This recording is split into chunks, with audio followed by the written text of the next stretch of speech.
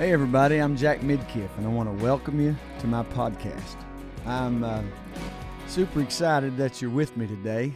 I hope that you're enjoying these podcasts. I hope that you are sharing them. I hope that they're helping you, and I hope that they're entertaining, because when I started thinking about it, and we sat down and we just tried to figure out what a Jack Midkiff podcast would look like, I know that I wanted to talk about just stuff, because I am a Christian and I love God with my whole heart. But I also I live in this world, and I have a lot of interest. I have a lot of things that are important to me, and things that I enjoy, things that I think about that are not always, we'll say, churchy or religious.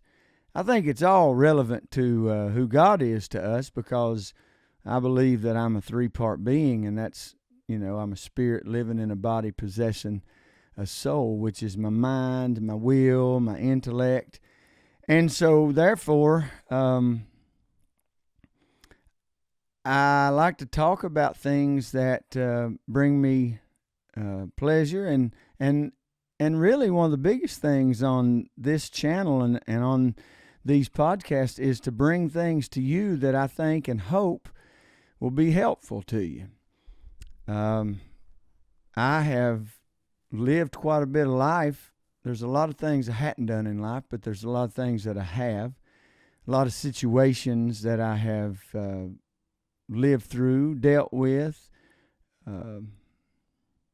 been a part of my life.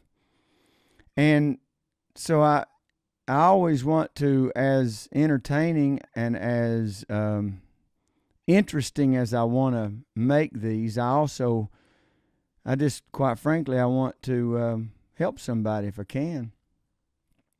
Because I think we're pretty shallow in life if we're not willing to reach out and help somebody. So that brings me to the topic today. I want to talk about patience.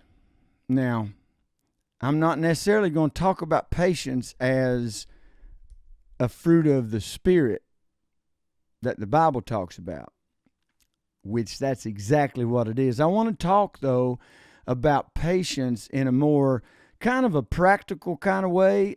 And I want to talk, this podcast may be a tad more interesting to the males than the females, because I have a lot of young men, and I'm honored that this happens, but I have a lot of young men that come to me and they say, I want you to tell me or teach me or show me or share with me how to be successful. I think success is relative. I think success is in our perspective. Although I do think there's some things that I've encountered that I'd like to share as a man.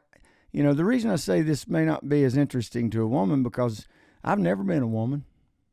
Now, in today's society, we kind of got that option, but I think I'm going to tap out on that one, personally. I'm going to stick with where I'm at. But there may be things that I say that, quite frankly, the female may not understand the perspective, but shooting straight from a man, and vice versa, there's things that a woman can teach a woman that I can't.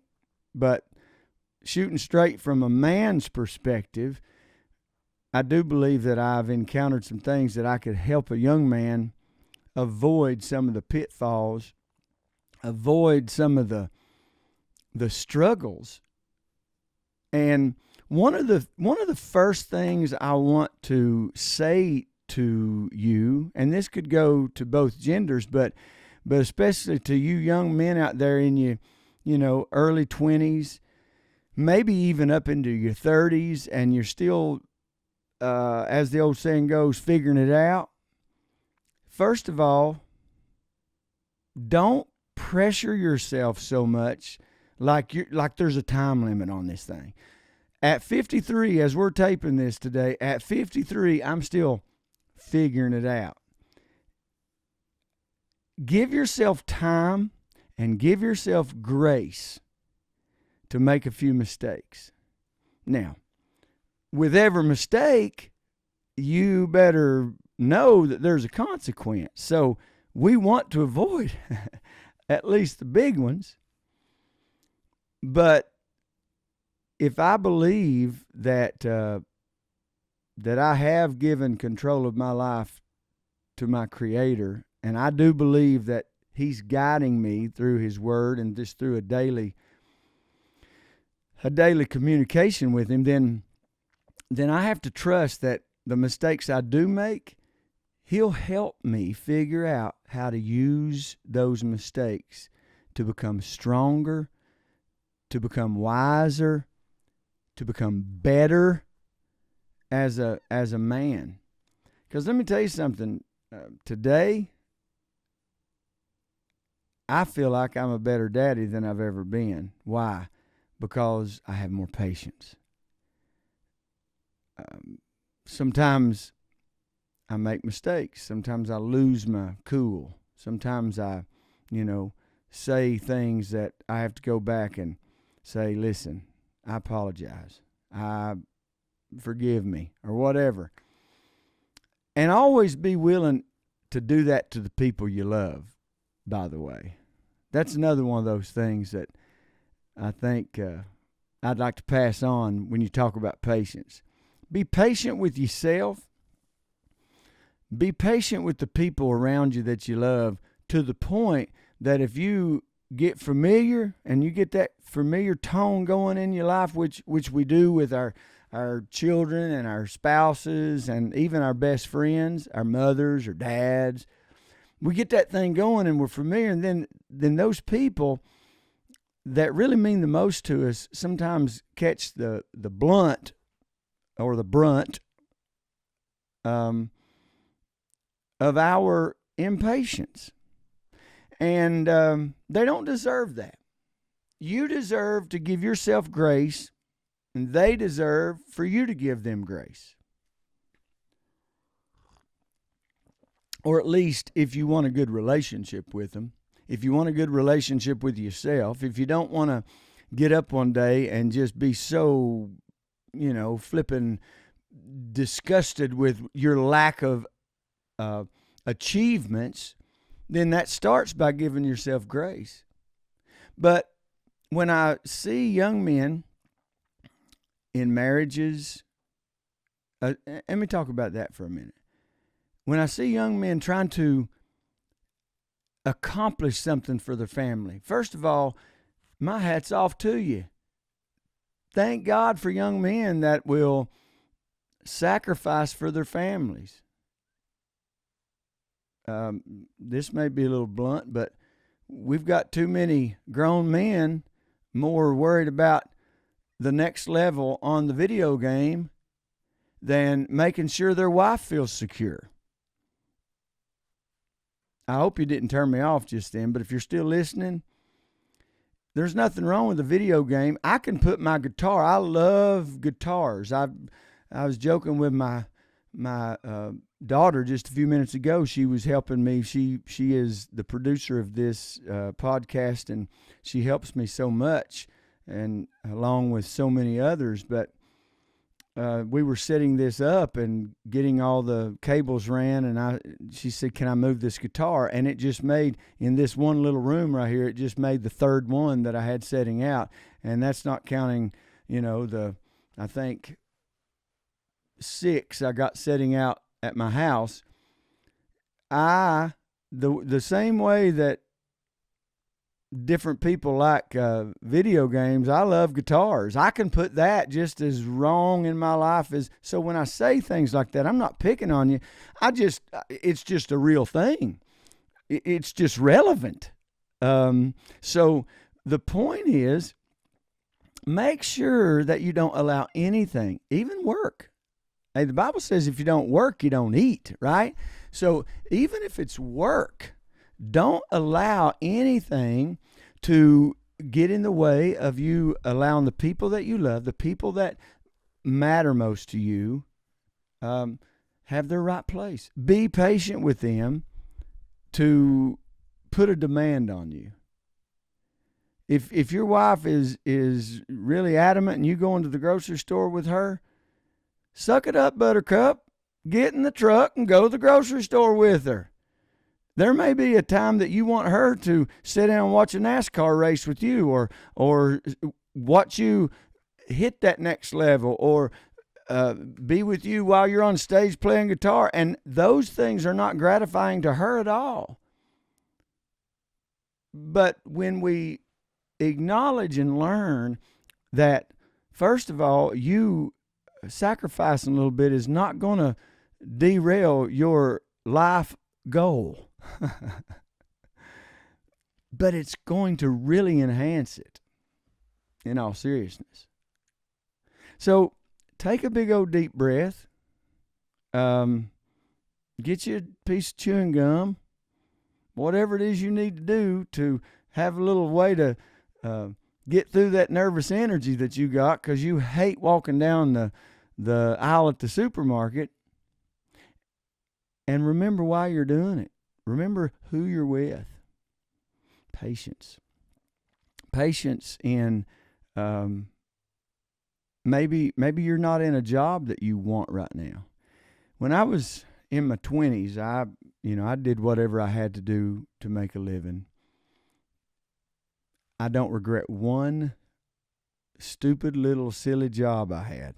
I don't regret one of them. I got some that I don't want to go put an application in again for, but I don't regret one of those because on each of those occasions, whether it was, getting a few extra bucks by helping somebody mow a yard, whether it was working at the funeral home because I could fit that in between my other 3 full-time jobs, whether it was, going every night to a stage show in Pigeon Forge and then leaving there and being at my job in Maryville for the third shift by 12 o'clock and being on time. And I don't regret any of that.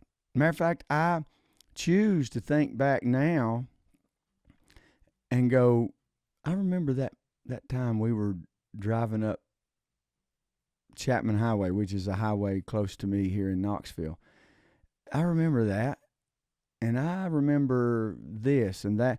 And so every incident of my 20s, when I was doing jobs, some of them, a lot of them, matter of fact, I didn't feel like was helping me accomplish any life goal whatsoever. Looking back in retrospect, it was teaching me how to, you could call it roll with the punches. You could call it adapt to situations. You could call it learning how to be patient with a hateful boss, an unfair employer, whatever. The one thing I want you to get is your situation on this earth is temporary. Now, if you want it to be long-term, then support a long-term relationship. Your marriage can be temporary, but if you want it to be long-term, do things that will accomplish long-term. Maybe your job, you go, I ain't doing this forever. Okay, you don't have to, but set some goals for the next year, the next month. If it's the next week, you've probably already got things in motion. Set some goals as to when you want to end that. That's another thing that, and this is a word that I've been feeling especially the last couple of days, really strong as we're recording this. But it's a word that I also would like to pass on today to anybody that is interested, is deliberate. Be deliberate. Be deliberate in your words. Be deliberate in your actions. Be deliberate in the things that you want to accomplish. Because, if you want to be an architect, you probably need to work on your mathematics. You need to work on your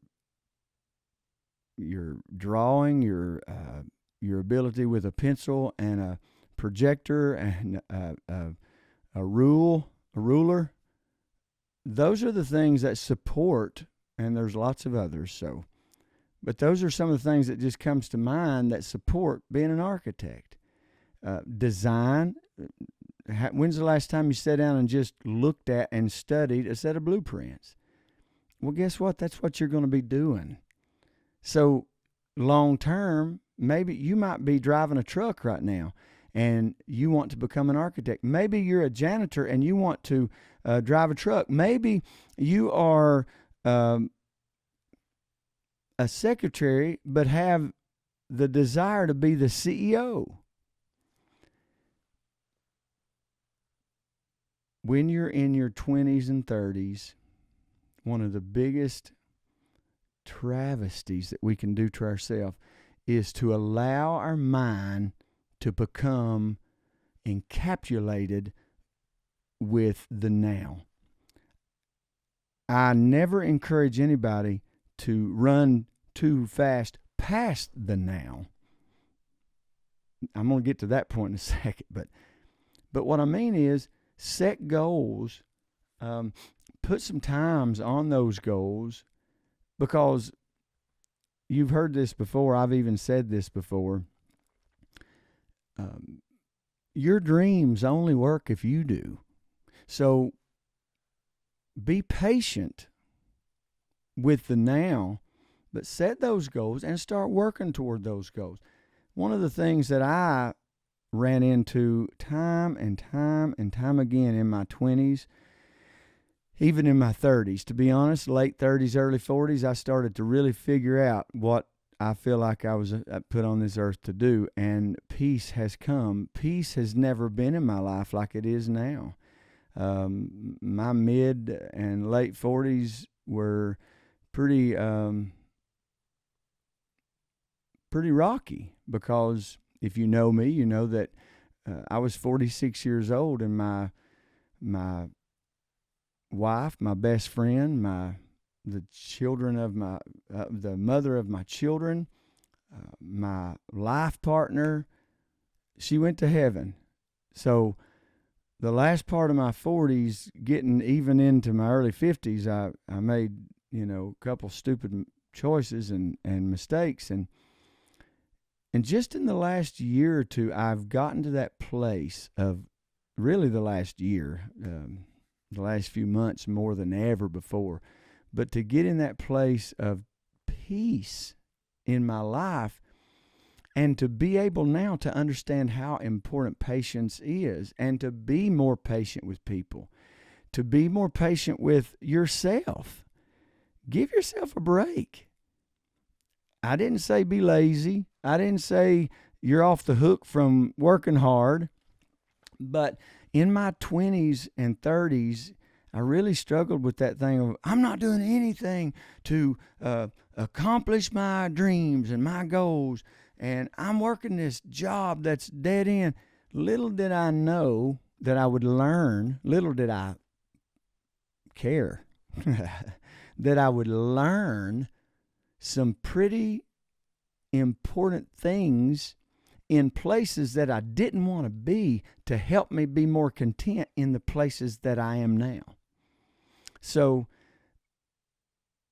I try my best every day to send my children. Right now, as I sit here, I've got 3 children, and they all live in different cities.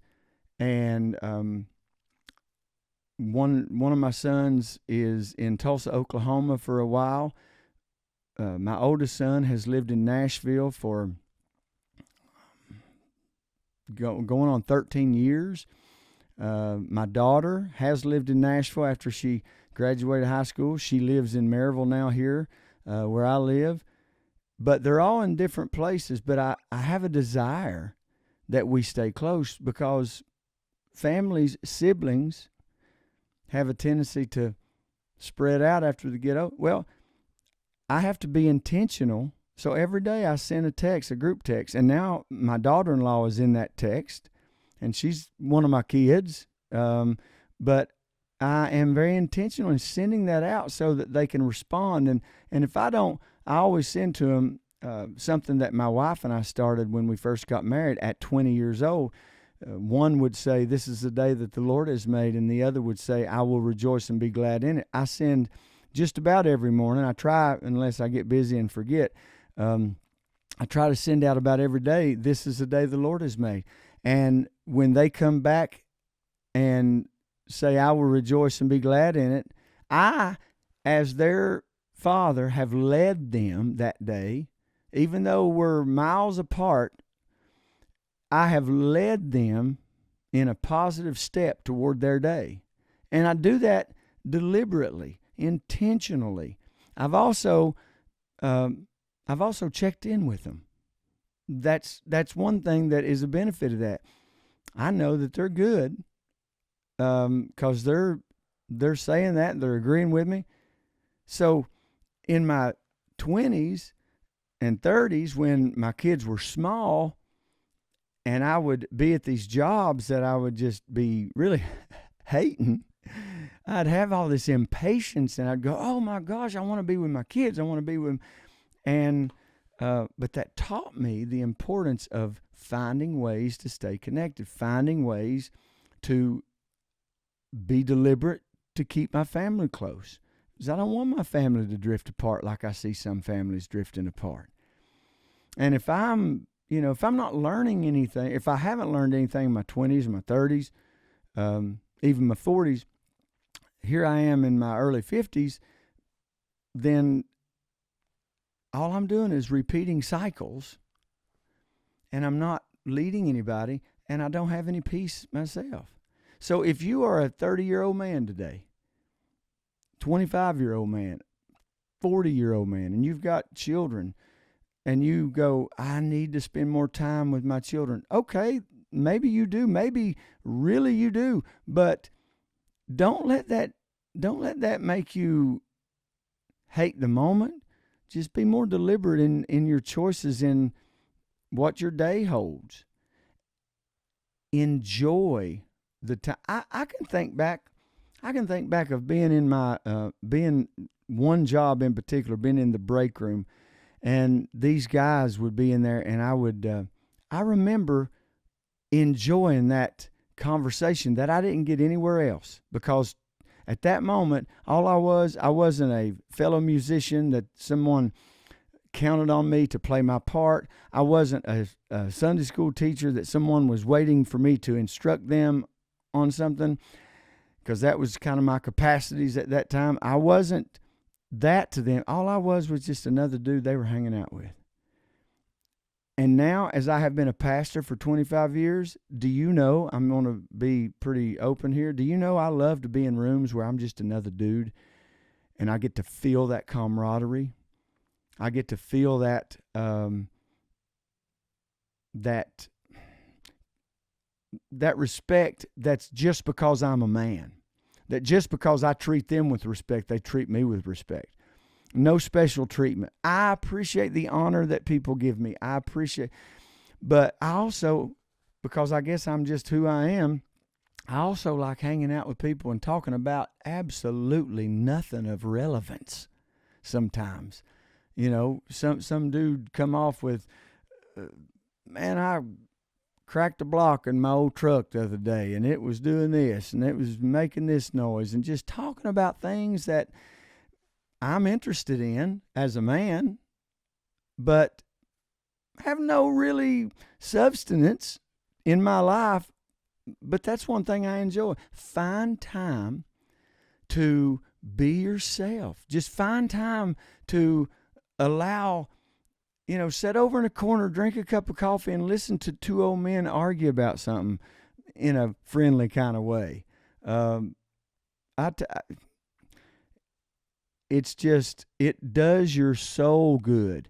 And if I could tell you one more, and I'm almost finished, But if I could give you one more bit of advice, young man, hey, young lady, if it helps you, that's fine too. But young man, if I could give you one bit of advice that I wished I knew back then, figure out a way to keep your soul happy. If that means get up and turn on Willie's Roadhouse on Sirius XM, I don't know who does that, so that you can hear Webb Pierce saying, "There stands a glass," and that make you smile, okay, do that.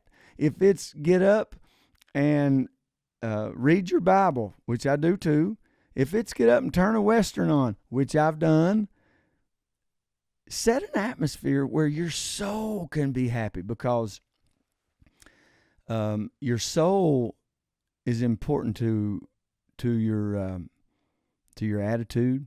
Your soul is important. The condition of your soul and the position of your soul is important to how you treat people.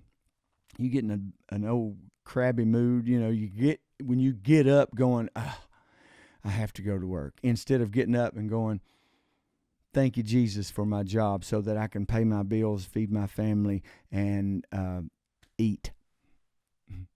When you take that attitude instead of, oh, God, I hope Fred or Jimmy or Margaret or whoever it is, I hope they're absent today. When you wake up with a dread, your soul, your mind, your will, your intellect, your heart gets in a place that not a lot of people want to be around you, and quite frankly, you probably won't either. So if I could leave you with one bit of hey, this helped me, maybe it'll help you kind of advice. Figure out a way to keep your soul happy. Figure out a way to get up every day and smile. Laugh. I follow comedians on, and a lot of it is silly, stupid church stuff. And the reasons it's funny because it's stuff that really happens. But I follow some of these comedians just so that periodically during the day, when I scroll through and I see them, I stop and I'll just have me a little laugh. And it lightens my day. I didn't always do that. I had to learn that. But I'm so glad I did. So figure out a way how to operate in patience. Figure out a way how to keep your soul happy. And figure out a way how you can get notifications when Jack Midkiff drops a new podcast on Thursday mornings. And share that with your friends and your family, because I really do enjoy hanging out with you. And hey, we're gonna be doing lots of cool stuff in 23, hopefully, that will be of interest to you, maybe some on-location things. And hey, I hope you have a great day, all right? And keep your soul happy. It's nobody else's responsibility but yours. I'm Jack Midkiff. I'll see you next time.